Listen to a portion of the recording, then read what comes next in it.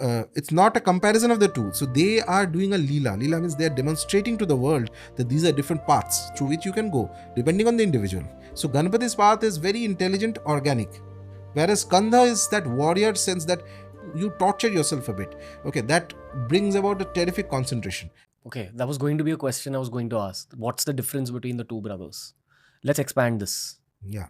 So this is fundamentally, at the end of the day, these are two paths of spirituality. Okay. One is the path of Skanda and one is the path of Ganpati. The path of Ganpati is a little bit more intuitive because he is fully made of Shakti Tattva. Only the head was put of Shiva. Okay. It gives a certain direction because remember, in Shakti Upasana, everything is Shakti. It's very easy to experience Shakti. What is difficult is discrimination, self-control, and to follow only the Vidya Shakti and not get diverted by Avidya Shakti. Because everything is Shakti. Even the Asuras are Shakti. But you're not to follow that path. You have to follow the path that will take the human soul to higher states. That is why the head of Ganpati is changed into the head by Shiva. So gives direction. But Ganpati is very intuitive. He's extremely intelligent. He has the knowledge of all the 64 arts. So all these things, 64 arts, these etc. things are manifestations of Shakti. He has mastered, he knows all that. And he's also the Brahman, of course, because he's a god at the end of the day. So we worship Ganpati as the beginning of all things because with his superior intelligence, he will get the thing done. Even what you cannot imagine, there's a problem, you're stuck somewhere. He knows how to get you out of it. Ganpati is, of course, there's much more to Ganpati than that. I'm saying in a very brief line. So Ganpati represents the path of Shakti. And historically, though, interestingly, you will see that while Ganpati was popular even in the Vedic times, but the major focus of Ganpati Upasana started about 1200 or 1300 years from earlier. It's like the focus means there's the sect of Ganapatayas who worship exclusively Ganpati, that came in very prominently a little later, according to scholars. It wasn't as popular in the Vedic times. Little later.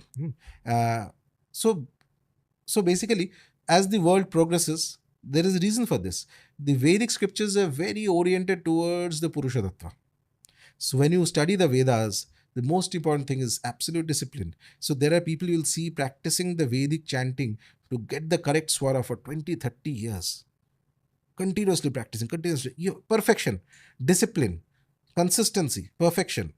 These are qualities of the Purusha Tattva. Perfection. Practice. Masculine energy within spiritual group. Yes, that is the path of the Purusha. Whereas a little later, towards say the post-Upanishadic era, the Puranas came in, the Tantras became prominent. There the energy is more feminine. Feminine energy is organic and intuitive.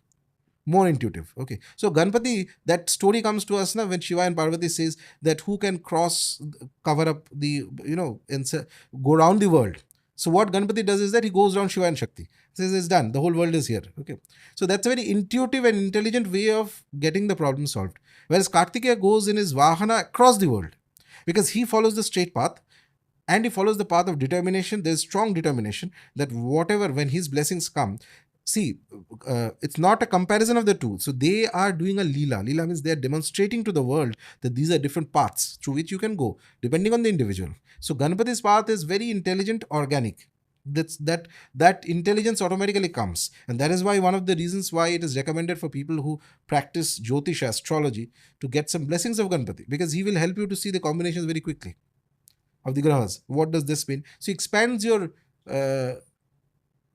quick intelligent power and also puts it at the service of spirituality. That is his beautiful blessing.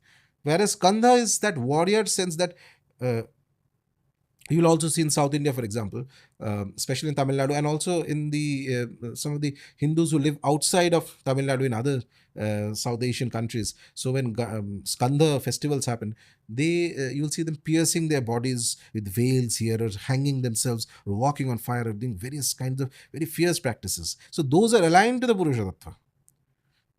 Okay, they're very much aligned to the Purusha Tattva. Masculine practice. Yes. So you torture yourself a bit. Okay, that brings about a terrific concentration. You concentrate on one thing, like the veil. So once he releases the veil towards a target, nothing can stop it. Even if it's a mountain, it'll break through the mountain and go and hit the target. Same way, his veil represents determination, concentration, and victory. Once that veil or blessing of the veil comes to an upasaka or to a Skanda upasaka, that furious energy to succeed comes in a person. Nothing can stop that person.